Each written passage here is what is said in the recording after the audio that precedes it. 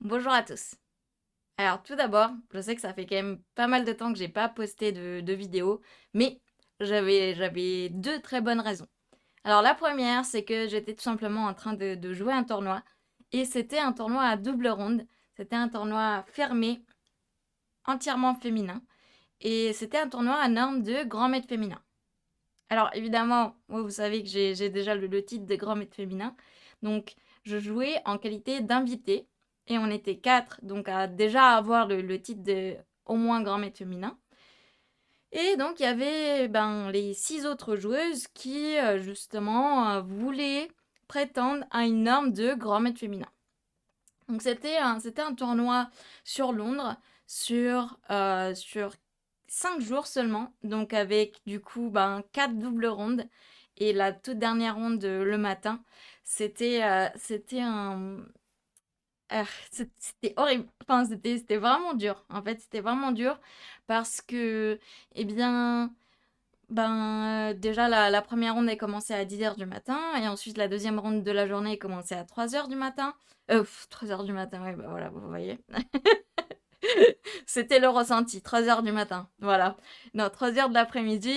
Et bon, du coup, entre les rondes, on n'avait pas forcément le temps de re-rentrer chez nous, de se préparer, de manger, de se reposer un petit peu. Donc c'était quand même super intense comme horaire. Et en plus de ça, évidemment, dans un tournoi fermé, il n'y a pas genre des parties de repos, entre guillemets, évidemment, puisque littéralement toutes les parties, elles sont hyper serrées, et toutes les parties, on les joue à fond, parce que soit on veut te battre pour avoir une norme, soit on veut prouver que finalement les normes de grand maître, c'est vraiment très difficile à avoir. Donc évidemment, c'est aucune partie n'est facile. Et en plus de cela, à ce tournoi-ci, j'avais donc 3 noirs sur les 4 premières parties. C'était horrible. Donc 3 noirs sur les 4 premières. Je double les noirs pour commencer le tournoi. Je double les noirs. Donc ma première partie, c'était contre la première classée de ce tournoi, donc Marta Garcia. Si vous vous rappelez de la vidéo que j'avais fait de préparation, vous savez que c'était ma première adversaire. Et ouais, c'était compliqué. C'était compliqué, mais on y est arrivé. Et donc là, voilà, je vais faire le récap ronde par ronde. Et en commençant évidemment par la première, donc c'est parti. Donc j'ai les noirs contre Marta Garcia, 2356, Amy. Et eh bien, je m'étais quand même pas mal préparée pour cette première ronde. J'avais vu qu'elle jouait pas mal de trucs. Et en fait, pour cette partie justement, enfin pas que pour cette partie, mais pour ce tournoi, j'ai bossé une nouvelle ouverture. Donc une nouvelle ouverture à partir de zéro. Donc vraiment, j'ai commencé, je savais à peine ce que c'était comme ouverture. Alors vous allez voir. Donc elle a commencé par E4. Et là, j'ai fait un premier coup qui est de C6. La carocane. Alors la carocane, ouais, pourquoi pas en fait. Finalement, je me suis dit, ok, vu que j'ai autant de noirs à ce tournoi, et j'avais vu du coup en me préparant qu'il y avait pas mal d'adversaires qui jouaient un E4, je me suis dit, bon, ça peut être l'occasion rêvée de tester un truc. Et en plus de ça, je jouais un petit peu quand même sans pression parce que c'est vrai que je ne jouais pas pour la norme de grand maître féminin. Donc du coup, c'était un peu le moment, on va dire, rêvé pour pouvoir tester des nouveaux trucs et apprendre des nouveaux trucs. Parce que moi, vraiment, j'adore apprendre des nouveaux trucs, en particulier les ouvertures, évidemment. Et du coup, là, c'était l'occasion parfaite. Donc, je joue C6, que je n'ai absolument jamais joué de toute ma vie. Elle a quand même pas mal réfléchi ici, parce qu'évidemment, elle s'attendait pas du tout à ce que je joue C6. Elle a fait D4, après 5 minutes de réflexion. Je fais D5, c'est normal, c'est littéralement le but de la carocane, de mettre un pion au centre et que ce pion soit soutenu par un autre pion. Et là donc encore une fois, elle a réfléchi pas mal de temps et elle m'a fait carocane d'échange. Bon, je suis pas... j'étais pas ravie, hein. Je voulais avoir une partie peut-être un peu plus déséquilibrée. Mais bon, Caro-Kann des champs, j'avais aussi révisé. De toute manière, j'avais littéralement tout révisé. Donc je savais ce qu'il fallait faire. En tout cas, dans les premiers coups. Elle a fait fou D3, qui est le coup principal. Je sors mon cavalier en C6 tout en attaquant le pion D4. Elle le défend avec C3. Je sors mon autre cavalier en F6. Elle fait fou F4, qui est aussi le coup principal ici. L'idée, c'est que les blancs font le meilleur setup, donc avec les deux fous qui contrôlent pas mal de cases au centre, et notamment le fou en F4. Et moi, sur ça, j'ai répondu avec fou G4, qui est aussi la variante principale. L'idée, c'est que les blancs n'ont pas forcément envie de mettre le cavalier en F3, puisque il y aurait ce clouage un petit peu pénible. Et c'est pas forcément facile de s'en débarrasser. Mais à la place, les blancs ont joué dame B3. Tout à fait normal. Donc dame B3, évidemment, la dame était attaquée. Donc dame B3 qui attaque à son tour mon pion B7. Donc moi, logique, je le défends avec dame D7. Cavalier D2, justement pour pouvoir mettre ce cavalier en F3 sans qu'il soit cloué. E6, je finis mon développement. Cavalier F3. Et là, donc, si je ne fais pas le coup que j'ai fait dans la partie, tu peux déjà te retrouver mal. Parce que c'est vrai que la menace des blancs, déjà, c'est cavalier E5. Et cavalier E5, mine de rien, si je suis obligée de prendre du cavalier, il faudra faire super gaffe parce que sur pion prend, ça attaquera le cavalier et en même temps, ça va menacer fou B5 et enfilade. Donc, il faut faire très attention ici. Il y a vraiment un coup principal ici qui permet au noir de rester dans la partie. Et c'est le coup que j'ai joué. C'est le coup fou D6. Alors on peut se dire, mais est-ce que on perd pas un pion? Puisque là, vous noterez que la dame D7 ne défend plus le pion B7. Mais en fait, sur un coup comme dame prend B7, j'aurais tout simplement fait petit roc. Et finalement, les blancs vont perdre plus de temps à essayer de sauver leur dame qui est pas très bien placée du coup en B7.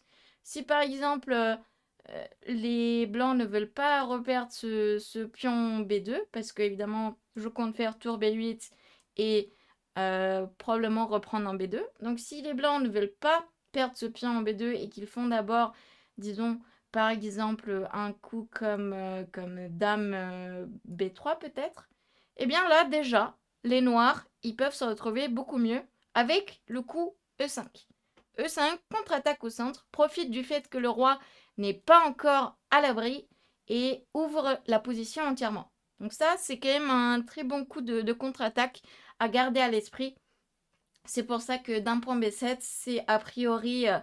d'un point B7 et vouloir garder le pion à tout prix, c'est a priori pas la bonne solution pour les blancs. Donc les blancs, tout simplement, ont roqué. Ça, par contre, c'est hyper normal. J'ai également roqué. Et les blancs ont fait tour F1, le coup hyper logique. Bon, maintenant, c'est à moi de jouer. Là, j'étais hors théorie à présent. Puisque c'est vrai que j'ai fini mon développement. Alors, dans mon fichier, il y avait des coups à suivre, hein. C'est juste que, évidemment, réviser toute la Caro-Kann en entier. Bon, on va dire que là, j'ai réussi à avoir une position à peu près égale. C'est finalement une structure Carlsbad, mais à l'envers. C'est une structure vraiment de Gambidam, refusé, mais à l'envers. C'est parce que en fait cette structure-là, là c'est les noirs qui l'ont, mais en fait on peut s'imaginer que c'était les blancs, si vous voyez ce que je veux dire.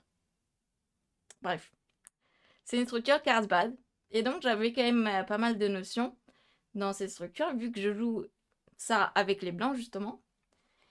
Et là, ouais, je me suis dit, bon, ce que je vais faire, c'est, je vais faire l'attaque des minorités, vous savez, sur l'aile, avec, donc, à un moment donné, on va pousser B5.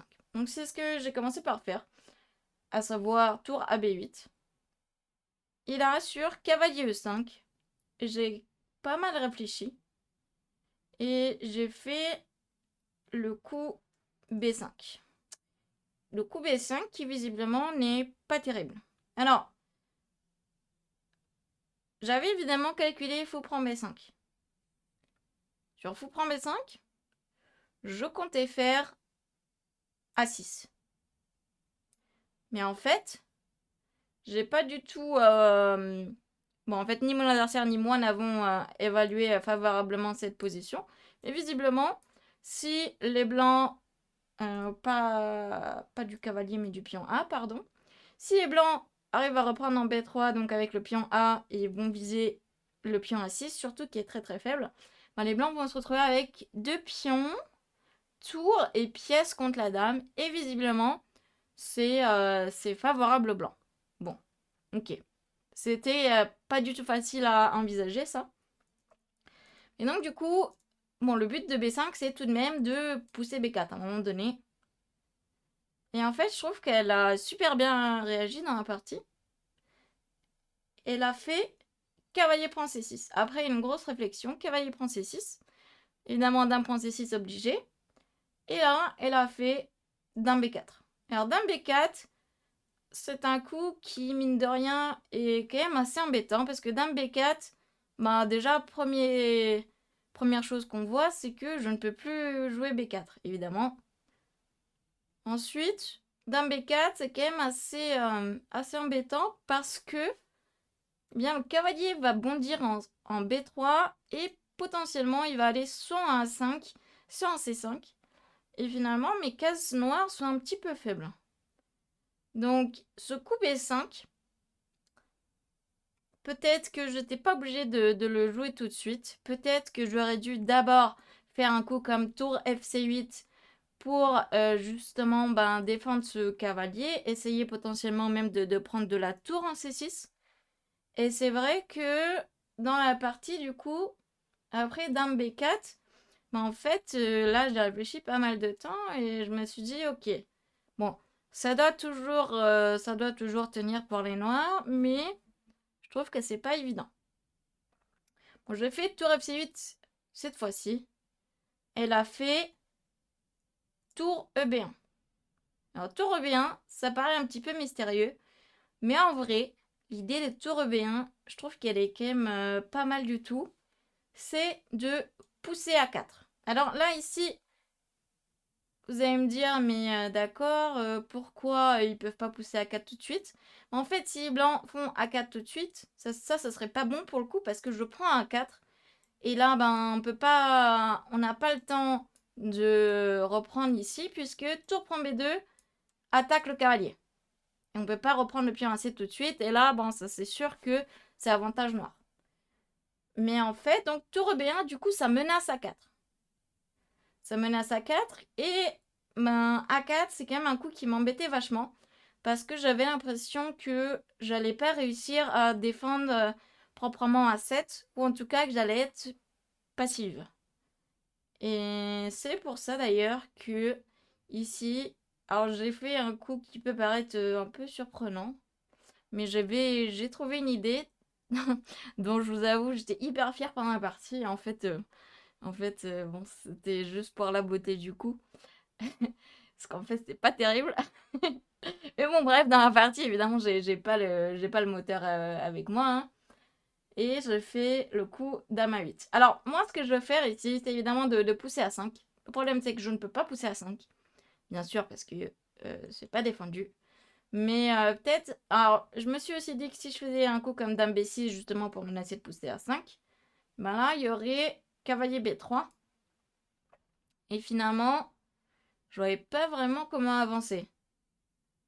Et là, pour le coup, ouais, le pion qui va être poussé en A4 à un moment donné, alors peut-être pas tout de suite parce qu'il y a le vis-à-vis sur le cavalier B3, mais à un moment donné, le pion A4 qui va être poussé.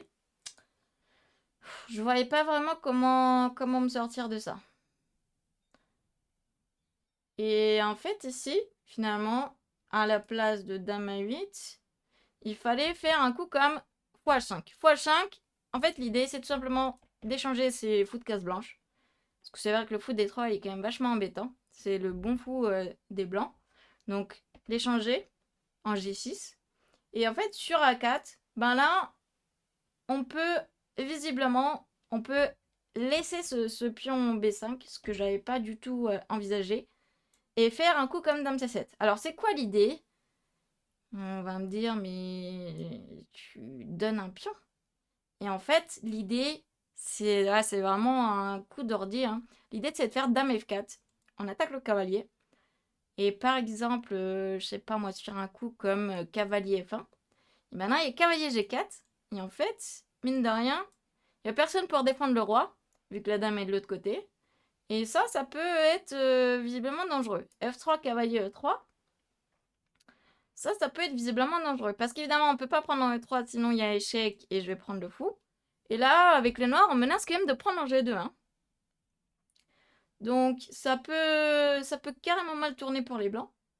Et c'est pour ça d'ailleurs, le meilleur coup ici, c'est fou E2. Bon, là, on sent quand même qu'il y a de la compensation. Même si, évidemment, faut trouver pas mal de coups. Je trouve que c'est pas du tout évident. En tout cas, j'ai envisagé une attaque, hein, mais à base de fou H5, justement pour laisser cette case G4 au cavalier, c'était... bon, c'était pas... Je trouve que c'était vraiment pas facile du tout à trouver, ce truc avec fou H5. Donc fou H5, et sur A4, on fait Dame C7. Complètement... un peu lunaire quand même, hein. Un peu lunaire. Et donc la dame qui arrive en F4, le cavalier en G4. Voilà. Visiblement, c'est pas mal du tout. Bon. En même temps, c'est pas non plus hyper étonnant que ça tienne pour les noirs, hein, puisque ce serait quand même super bizarre si la carocane d'échange réfutait toute la carocane, évidemment. Mais ouais. Il fallait avoir en tête cette idée que j'avais pas en tête au moment de la partie, puisqu'évidemment j'avais très peu d'expérience sur la carocane. Donc à la place, j'ai joué Dame A8. Alors Dame A8, l'idée c'est que je vais faire A5, évidemment. Donc cavalier B3, le coup hyper logique. Et là, en fait, c'est justement là que j'avais vu une idée que je pensais très intéressante.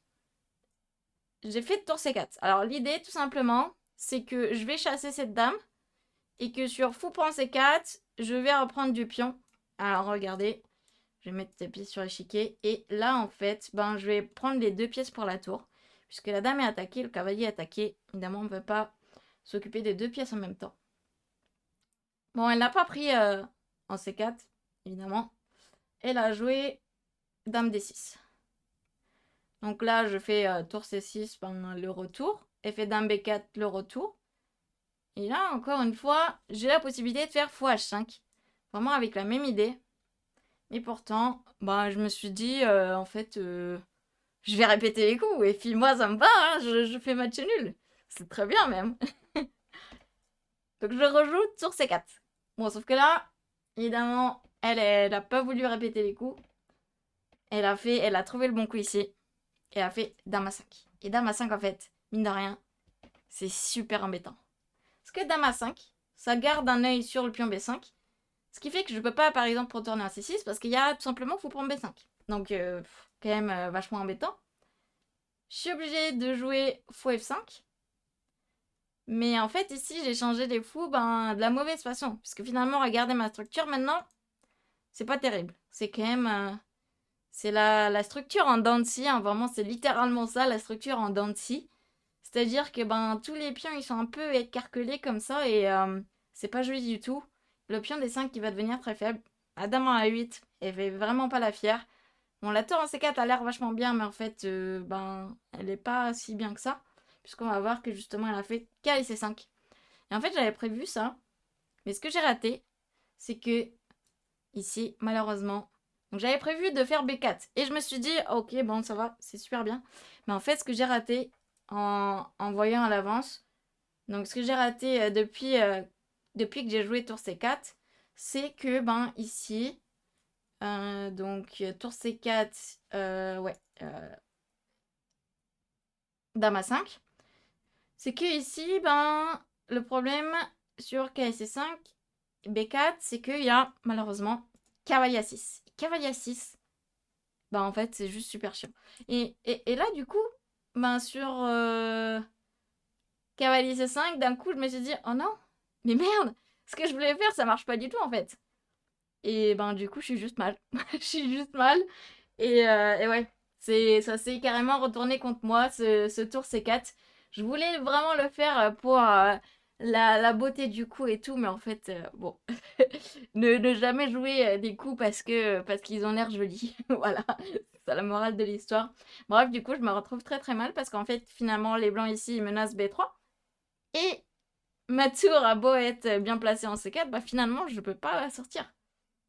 Et si je fais pas B4, ben il y aura B3 et tout simplement je vais perdre la qualité. Donc j'ai fait B4, cavalier A6 et m'a pris le pion. Bon et là évidemment ben, c'est déjà fini parce que là je me retrouve avec ce pion D5 qui est une grosse faiblesse. J'ai essayé de me créer du contre-jeu à l'aile roi tant bien que mal. J'ai fait H5, elle a fait tour 1, j'ai fait dame B8 pour essayer d'avoir un petit truc. Bon évidemment il a pris les pions. J'ai fait KG4.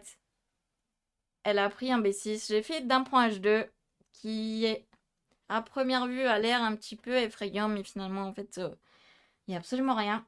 J'ai fait dame F4, attaque F2. Elle a fait tour 2. J'ai fait apprendre B6. Elle a fait dame A8 échec. Très bien joué. Et sur roi H7, elle a fait G3. Et ça, c'est un très bon coup de défense parce que on va pouvoir ramener la dame en G2 en défense justement. Et bon, à partir de là, évidemment, je savais que j'avais plus aucune chance. J'ai évidemment continué la partie, mais bon, c'est vrai que j'avais plus grande espérance. J'ai fait tour C6 pour essayer de menacer des dames D5 échecs. Elle a fait dame E8. J'ai fait échec FF3. Seul bon coup, mais en même temps, tellement logique. J'ai fait tour G6. J'ai essayé de ramener un maximum de pièces sur le roi. Elle a fait tour H1. J'ai fait F4. Défend le pion latéralement avec la dame. Elle a fait dame E4. J'ai dû prendre en E4. Puisque, ben, là, il y a ma dame qui a attaqué, cavalier qui a attaqué, et il y aura aussi le pion H5 qui sera attaqué. Donc là, bon, j'ai dû échanger les dames. J'ai fait F5. J'ai reculé. Elle a fait tour prend F5. J'ai fait cet échec. Elle a sacrifié la qualité qui, du coup, au niveau du matériel, on se retrouve avec tout simplement, une fois qu'elle aura pris le pion à 3, elle va avoir 4, 4 pions de plus, ouais. Ça fait mal. Donc j'ai abandonné après tour 5. Évidemment, ça ne sert absolument à rien de continuer cette partie avec autant de pions de moins. Donc voilà, c'était ma partie de la ronde 1. Alors ouais, ce tour C4 qui avait l'air hyper esthétique et qui finalement ben, ne sert absolument à rien. J'aurais dû être plus prudente en tout cas. J'aurais dû envisager que ben, finalement, tour C4, même si ça a l'air joli, ça sert absolument à rien. Non seulement ça sert à rien, mais en plus ça me met dans le pétrin. Je me suis mise dans le pétrin toute seule. Donc voilà, c'était ma partie de la ronde 1. Bon, c'était pas fameux. J'avais pas. Bon, faut dire, j'avais pas non plus énormément d'expérience avec la Caro-Can, mais c'est vrai que c'est une structure que je connaissais déjà. Je savais qu'il fallait que j'arrive à pousser B4 et c'est pour ça que j'ai envisagé ce plan avec tour C4 pour déloger cette dame de B4. Il y avait de l'idée, il y avait de la bonne volonté. Bon, malheureusement, l'application en pratique, ben, c'était pas du tout ça. Mais voilà, en tout cas, j'ai perdu cette première partie avec les Noirs contre la plus forte classée du tournoi, Marta Garcia, 2356 Elo. Bon, après, voilà. Elle a fait une très bonne partie. D'ailleurs, je vais vous montrer le score de précision. Et tac. Le score de précision qui est... Oups, pardon, c'est pas du tout ce que je voulais faire. Le score de précision qui est de 95,4 pour elle et 87,5 pour moi. Voilà, c'était simplement une très bonne partie de sa part. Hein. Il n'y a pas à chipoter. Et donc, ben, voilà, j'ai perdu, mais mon adversaire a vraiment bien joué. Bon, je me suis embrouillée dans mes propres idées et voilà. c'est pas non plus la fin du monde, clairement. Et donc, de toute façon, bah, quand bien même ça serait la fin du monde, j'avais pas le temps d'y penser puisque la partie d'après allait commencer dans genre à peu près 1 heure, quoi. Donc voilà, dans tous les cas, j'avais pas le temps de m'apitoyer sur mon sort, puisque la ronde de 2, donc encore avec les noirs, et cette fois face à une grand maître mixte. Donc la légende des échecs ben du côté de l'Angleterre et de l'Écosse, à savoir Katie Arakamiya Grant. Donc voilà, il fallait dans tous les cas que je me tienne prête pour la partie de l'après-midi. Bref, ben, je vous invite évidemment à vous abonner à la chaîne si ce n'est déjà fait pour justement pouvoir suivre la ronde 2 de ce tournoi. Donc, le mémorial Vera Minchik à Londres qui s'est passé donc du 22 au 26 mars 2024. Allez, c'est ciao!